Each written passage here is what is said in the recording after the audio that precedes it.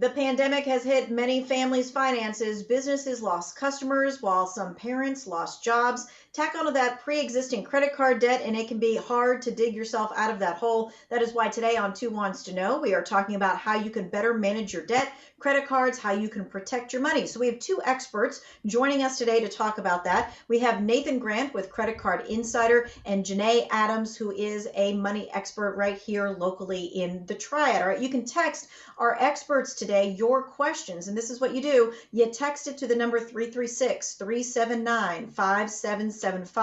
Again, this is text only, do not call. All right, first and foremost, Janae, let's start off with what happened today. The stimulus bill was passed, and so what do you think people need to pay close attention to? Well, of course, everybody is already thinking about the $1,400, but there's much more in there. The unemployment benefits is going to be $300 in addition per week. And then, of course, the child tax credit is something that parents can look forward to. It's actually going up from $2,000 up to $3,600 for most parents and $3,000 for the rest of us. And of course, most everybody's going to say, all right, when I get that stimulus check, should I spend it? Should I save it?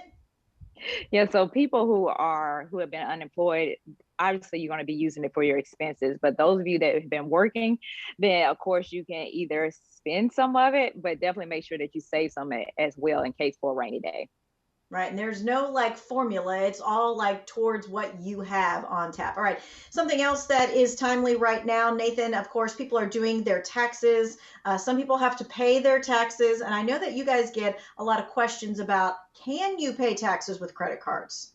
Yeah, I mean, that's obviously the question. A lot of times people think, oh, no, I need to pay by tax day. Maybe I'll just put it on my credit card. And the answer to that question, can you do that, is yes, but you might not want to. The IRS allows you to use some credit card processors to be able to use a credit card as the payment method. But along with that is going to become some fees as well, no matter which processor you choose. In addition to that, you got to think about it like this. You're just moving that onto a credit card. You're increasing your balances. So you got to think about how it's going to affect your credit scores. And, now you're putting interest on top of it. So having those extra fees and calculations that you have to think about every month, it's, really not worth it in the long run when you add up all the fees and interest and everything. So if you can avoid it, definitely something you'd like to do. Okay. I know a lot of times we get a question about how am I supposed to save money if I hardly make any money? So, Janae, I'm going to let you tackle that one.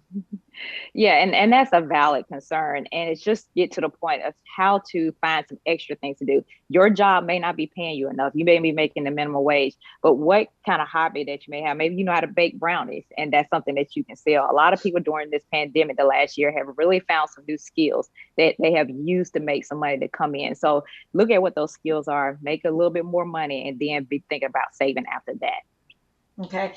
Something else timely that we just did yesterday, Nathan, was we talked about credit cards, and we also talked about the difference between credit cards and debit cards, especially for online purchases, because that's the biggest amount of scams is with online purchases. So what do you want folks to know about the difference between credit and debit cards? A lot of times it's if you think it's the same thing because it's my plastic card in my wallet, what does it matter if I'm using one or the other? But you got to think about with debit cards, it's connected to your checking account. So it's your actual money on the line and not borrowed money like a credit card is. And so along with that, though, there's also a lot of federal protections behind credit cards that just aren't there with debit cards. So if you were unfortunately the victim of a breach or credit card fraud, and your money is actually withdrawn from your account, it's going to take a lot longer for, differs per bank and everything on how you're going to get your money back. And that could affect other things that you have to pay, other obligations as well. When you have a credit card, it's still unfortunate when something like that happens, but you get a new credit card sent to you and they will take care of all that on the back end. So it's not going to affect your other financial obligations. Yeah, so I just want to repeat to everyone, just because you use your debit card as a credit card doesn't mean it gives you the protection that a credit card does. I know I only use my credit card for online purchases. And in fact, I don't know if you guys do the same thing. I don't like to hand my debit card to the person at the restaurant either if they go away from where I am, because you can't see it. Yep, definitely something to be careful of, just because, there are so many scammers out there, and they use credit card skimmers and then, gas pumps you got to be aware of. So being able to have a little extra layer of protection is good. Just make sure if you're using your credit cards, it's purchases that you're going to make anyway, so you're paying them off every month and not building up interest as well. Ah, yes, that's where Janae's going to come in when we come back after the break. We're going to talk about how do you pay down your debt? Do you tackle the biggest debt? Do you tackle the smallest debt? How do you do that? We're going to talk about that coming up next.